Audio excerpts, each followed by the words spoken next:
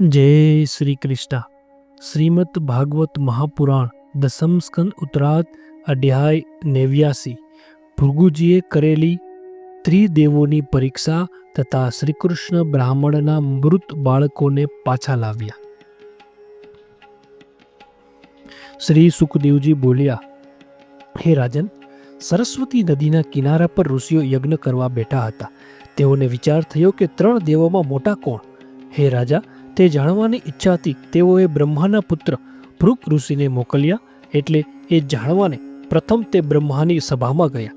ત્યાં તેમણે બ્રહ્માની મોટાઈની પરીક્ષા કરવા તેમને પ્રણામ કર્યા નહીં કે તેમની સ્તુતિ પણ ન કરી। એટલે પોતાના તેજથી પ્રકાશતા બ્રહ્મા તેમના ઉપર ક્રોધાયમાન થયા। પણ બ્રહ્માએ પોતાના તે પુત્રનો નાશ કરવા મનમાં ઉપજવેલા ક્રોધને, જેમ અગ્નિને અગ્નિથી જ ઉત્પન્ન થયેલા પાણી વડે મનુષ્ય શાંત કરે છે, તે મારું જ બીજું રૂપ આ મારો પુત્ર છે, એવા ભાવથી પોતે ક્રોધ શાંત કર્યો। પછી ભૃગુ ઋષિ ત્યાંથી કૈલાસ પર ગયા। ત્યાં શંકર દેવે હર્ષથી ઊભા થઈ ભાઈ ભૃગુ ઋષિને ભેટવાની તૈયારી કરી। પણ તું તો અવળે માર્ગે જનારો છે, એમ કહી ભૃગુ ઋષિએ તેમને ભેટવાની ઈચ્છા ન કરી। તેથી તીક્ષ્ણ નેત્રવાળા શંકર ત્રિશૂળ ઉગામી તેમનો નાશ કરવા તૈયાર થયા। તે જોઈ દેવી પાર્વતીએ શંકરના પગમાં પડી વાણીથી તેમને શાંત કર્યા। પછી ભૃગુ ઋષિ ત્યાંથી વૈકુંઠમાં ગયા। ત્યાં જનાર્દન વિષ્ણુદેવ બિરાજે છે। એ વેળા વિષ્ણુ ભગવાન લક્ષ્મીજીના ખોળામાં સૂતા હતા। તેમણે ભૃગુ ઋષિએ છાતીમાં પગથી લાત મારી, પણ સત્ય પુરુષની ગતિરૂપ તે ભગવાન લક્ષ્મીજી સાથે ઊભા થઈ પોતાની સૈયા પરથી નીચે ઉતરી મુનિને મસ્તકથી નમ્યા અને બોલ્યા, હે બ્રહ્મન, આપ ભલે પધાર્યા। હવે થોડીવાર આ આસન ઉપર બિરાજો। આપ અહીં પધાર્યા એ અમે જાણતા ન હતા, માટે હે પ્રભો, અમારા અપરાધ ક્ષમા કરવા આપ યોગ્ય છો। હે તાત, હે મહામુનિ, આપનો પગ અત્યંત કોમળ છે, તેથી મારી વ્રજ જેવી કઠોર છાતી અથડાવવાથી દુઃખ થયું હશે। એમ કહી ભગવાન પોતાના હાથથી ભૃગુ ઋષિના પગ દાબવા લાગ્યા અને કહ્યું, તીર્થો પણ જેનાથી તીર્થપણું પામે છે, તેવા આપના પગના જળથી આપ મારામાં રહેલા લોકોને તથા લોકપાલો સાથે મને પવિત્ર કરો। હે ભગવાન, આજે હું લક્ષ્મીને એકમાત્ર સ્થાયી આશ્રય બન્યો છું, કારણ આપના પગના પ્રહારથી મારા સર્વ પાપો નાશ પામ્યા છે અને તેથી જ મારી છાતીમાં લક્ષ્મી નિત્ય રહેશે। શ્રી સુખદેવજી બોલ્યા, વૈકુંઠ ભગવાને એમ કહ્યું એટલે તેમની એક ગંભીર વાણીથી ભૃગુ શાંત અને તૃપ્ત થયા। તેમનાથી કંઈ બોલાયું જ નહીં। તે પ્રેમથી વ્યાપ્ત બન્યા અને તેમના નેત્રોમાં આંસુ આવી રહ્યા। પછી હે રાજન, બ્રહ્મવાદી મુનિઓના યજ્ઞમાં આવી ભૃગુએ પોતે જે કંઈ અનુભવ્યું હતું તે વર્ણવ્યું। તે સાંભળી સર્વ મુનિઓ આશ્રય પામ્યા। તેઓના સંશય દૂર થયા અને તેઓએ શ્રદ્ધા થઈ કે જેમનામાં શાંતિ છે અને જેમનાથી સર્વને અભય થાય છે, તે વિષ્ણુ જ સર્વથી મોટા છે। વળી જેમનાથી ધર્મ ચાલે છે, સાક્ષાત્કાર રૂપ જ્ઞાન થાય છે અને તે જ્ઞાન સાથે વૈરાગ્ય, 8 પ્રકારનું ઐશ્વર્ય અને ચિત્તના મેલનો નાશ કરનાર યશ પણ મળે છે। વળી જે ભગવાનને વિદ્યાનું પ્રાણી દ્રો તજનારા અને બધે સમાન ચિત્તવાળા શાંત મુનિઓ તથા નિષ્કિંચન સાધુ પુરુષોની પરમ ગતિ કહે છે, સત્વગુણ જેમની પ્રિય મૂર્તિ છે, બ્રાહ્મણો જેમના ઈષ્ટદેવ છે તથા સર્વ કામનાઓ ત્યાગ કરનારા કુશળ બુદ્ધિવાળા શાંત પુરુષો પણ જેમને ભજે છે, રાક્ષસો, અસુરો અને દેવો, આ ત્રણેય જોકે તે વિષ્ણુ ભગવાનની જ ત્રિગુણાત્મક માયાથી જન્મેલી 3 પ્રકારની આકૃતિઓ છે, તો પણ તેઓમાં સત્વગુણ જે સર્વ પુરુષાર્થો પામવા કારણ છે। શ્રી સુખદેવજી બોલ્યા, એમ સરસ્વતીના તીરે વસતા તે બ્રાહ્મણોની પોતાને માટે નહીં પણ મનુષ્યોના સંશય દૂર કરવા માટે એવી યુક્તિ રચી હતી। એ રીતે તેઓ વિષ્ણુ ભગવાનના ચરણ કમળની સેવા કરી વિષ્ણુ ગતિને પામ્યા હતા।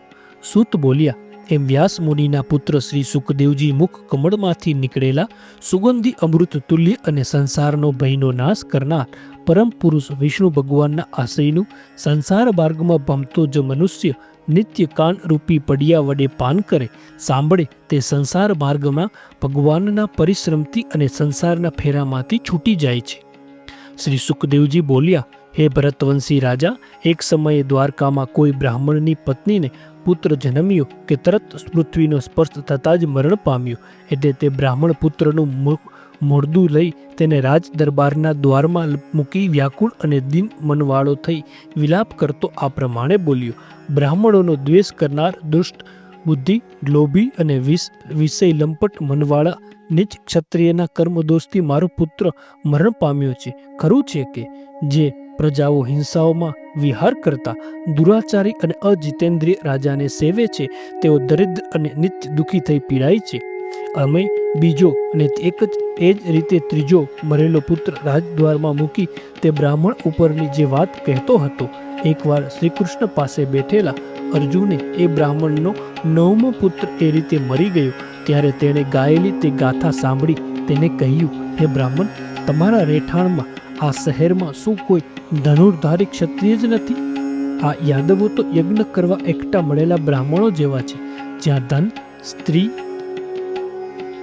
તથા પુત્રોથી વિયોગી થઈ બ્રાહ્મણનો શોક કરે છે. ત્યાં રાજાના વેશથી પ્રાણ હોંચતા નકોરની પેઠે જ જીવે છે. હે મહારાજ, મને લાગે છે કે આપ બંને પતિ પત્ની પુત્રોના મૃત્યુથી દીન બની ગયા છો. આથી હું આપના સંતાનોનું રક્ષણ કરીશ. જો હું મારી પ્રતિજ્ઞા પાળી નહીં શકું તો અગ્નિમાં પ્રવેશ કરીશ.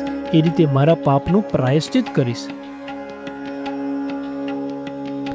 બ્રાહ્મણ બોલ્યો: બળદેવ, શ્રીકૃષ્ણ, ધનુર્ધારીઓ શ્રેષ્ઠ પ્રદ્યુમન અને જેની પાસે કોઈ મહારથી યોદ્ધા ટકતો નથી એવો અનિરુદ્ધ પણ મારા સંતાનનું રક્ષણ કરવા સમર્થ નથી. તો જગદીશ્વરોને પણ દુષ્કર તે કાર્ય કરવા તું મૂર્ખામીથી કેમ ઈચ્છે છે તે મને સમજાતું નથી. તેથી તારા કહેવા ઉપર મને વિશ્વાસ આવતો નથી. અર્જુન બોલ્યો: હે બ્રહ્મન, હું કઈ બળદેવ, શ્રીકૃષ્ણ, પ્રદ્યુમન કે અનિરુદ્ધ નથી. હું તો અર્જુન છું, જેનું ગાંડીવ નામે વિશ્વવિખ્યાત ધનુષ્ય છે. હે બ્રહ્મન, શંકરને પણ સંતોષ પમાડનારા મારા પરાક્રમનું તમે અપમાન કરોમાં. હે પ્રભુ, મૃત્યુને પણ યુદ્ધમાં જીતી હું તમારા સંતાન લાવી આપીશ. શ્રી સુખદેવજી બોલ્યા: હે પરીક્ષિત રાજા, અર્જુને એ રીતે બ્રાહ્મણને વિશ્વાસ પમાડ્યો એટલે બ્રાહ્મણ પ્રસન્ન થઈ અર્જુનના પરાક્રમ સાંભળતો પોતાના ઘેર ગયો. પછી પત્નીનો પ્રવસ કાળ પાસે આવ્યો એટલે પેલો ઉત્તમ બ્રાહ્મણ આતુર થઈ અર્જુનને કહેવા લાગ્યો કે મારા સંતાનને મૃત્યુથી બચાવો બચાવો, અને પવિત્ર જળનું આચમન કરી શંકરને નમસ્કાર કરી દિવ્ય અસ્ત્રોનું સ્મરણ કર્યું ને દોરી ચઢાવેલું ગાંડીવ ધનુષ્ય હાથમાં લીધું. અર્જુનને અનેક જાતના અસ્ત્રો સાથે યોજેલા બાણો વડે સૂતિકા ગૃહને આડું અવડું ઉપર નીચે એમ ચો તરફથી ઘેરી લીધું અને ઘરની ચો તરફ બાણોથી પિંજર કર્યું. પછી બ્રાહ્મણ પત્નીને કુમાર જન્મ્યો. તે વારંવાર રડવા લાગ્યો અને તરત જ શરીર સાથે આકાશ માર્ગે અદ્રશ્ય થયો. તેનું શરીર પણ ન દેખાણું. તે વખતે પેલો બ્રાહ્મણ શ્રી કૃષ્ણની સમીપ જઈ અર્જુનની નિંદા કરતો બોલ્યો: અરે રે, મારી મૂર્ખાઈ તો જુઓ. મેં નપુસંકની બડાઈ ઉપર શ્રદ્ધા રાખી. મારા સંતાનને પ્રદ્યુમન, અનિરુદ્ધ, બલરામ તથા શ્રીકૃષ્ણ પણ બચાવવા સમર્થ થયા નથી, તો બીજો કયો તેનું રક્ષણ કરશે? જૂઠું બોલતા અર્જુનને અને પોતાની બડાઈ હાંકતા તેના ધનુષ્યને પણ ધિક્કાર છે, કારણ કે તે દુર્મતિ અને ઈશ્વર ઈચ્છાથી ગયેલી વસ્તુને મૂર્ખાઈથી પાછી લાવવા ઈચ્છે છે. એમ તે બ્રાહ્મણ ગાળો દેવા લાગ્યો એટલે અર્જુન તરત વિદ્યાનો આશ્રય કરી યમરાજની સંયમની નગરીમાં ગયો. ત્યાં બ્રાહ્મણનો પુત્ર દેખાયો નહીં એટલે અર્જુન આયોગી ઉગામી ત્યાં ઇન્દ્રની, અગ્નિની, નિર્સૃતિની, સોમની, વાયુની તથા વરુણની નગરીમાં ગયો અને છેવટે રસાતલ તથા સ્વર્ગ વગેરે બીજા સ્થાનોમાં પણ જઈ વળ્યો. છતાં તેને બ્રાહ્મણનો પુત્ર ન જ મળ્યો. ત્યારે પ્રતિજ્ઞા પૂર્ણ ન થવાથી અર્જુન અગ્નિમાં પ્રવેશ કરવા તૈયાર થયો. એટલે શ્રીકૃષ્ણ તેને અટકાવી કહ્યું: હું તને બ્રાહ્મણનો પુત્ર બતાવું છું. તું પોતે પોતાનું અપમાન કરમાં. જે મનુષ્યો હમણાં આપણી નિંદા કરે છે તેઓ જ આપણી નિર્મળ કીર્તિ થાપશે. એમ કહી સર્વના નિયંતા ભગવાન શ્રીકૃષ્ણ અર્જુન સાથે પોતાના દિવ્ય રથમાં બેસી પશ્ચિમ દિશામાં પધાર્યા. ત્યાં 7 દ્વીપો, 7 સમુદ્રો, 7 પર્વતો અને લોકાલોક પર્વત ઓળંગી ઘણા મોટા અંધકારમાં દાખલ થયા.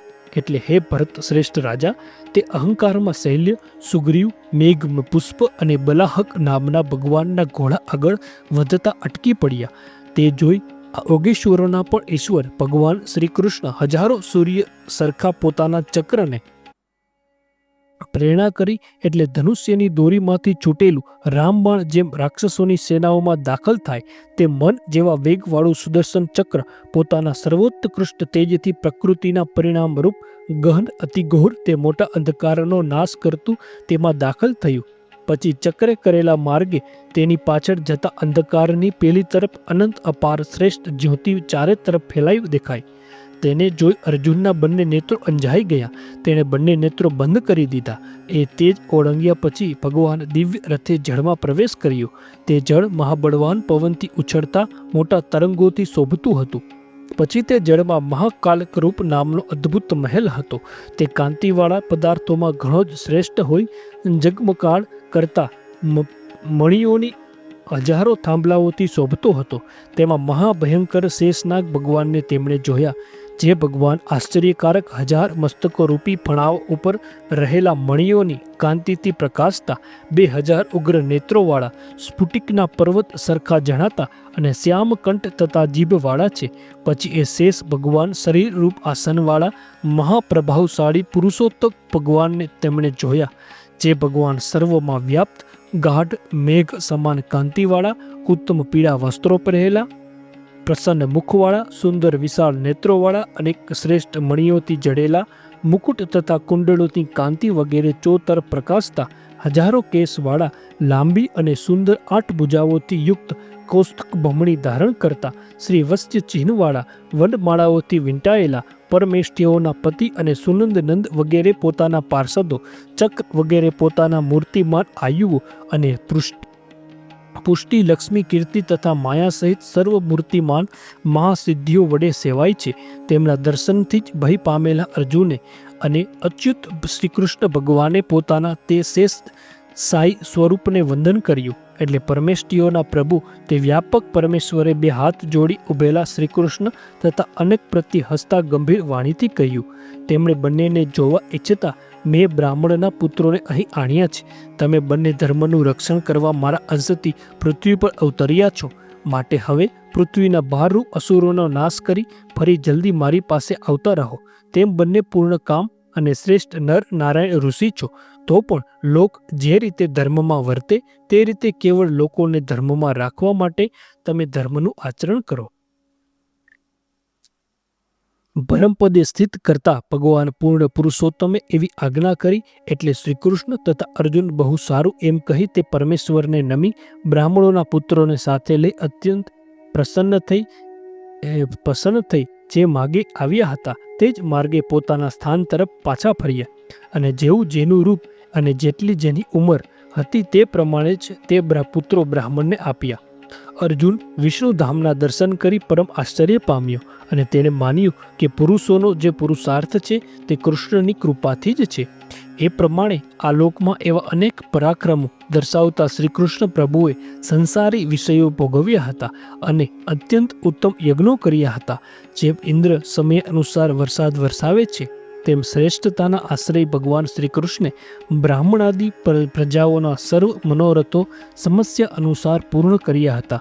તેમણે અધર્મી રાજાઓનો નાશ કરીને તેમજ અર્જુનાદિ દ્વારા નાશ કરાવી ધર્મપુત્ર યુધિષ્ઠિરાદિ દ્વારા અનાયાસે જ ધર્મ પ્રવર્તાવ્યો હતો. શ્રીમદ ભાગવત મહાપુરાણ 10મ સ્કંદ અધ્યાય 89 સમાપ્ત. જય શ્રી કૃષ્ણ.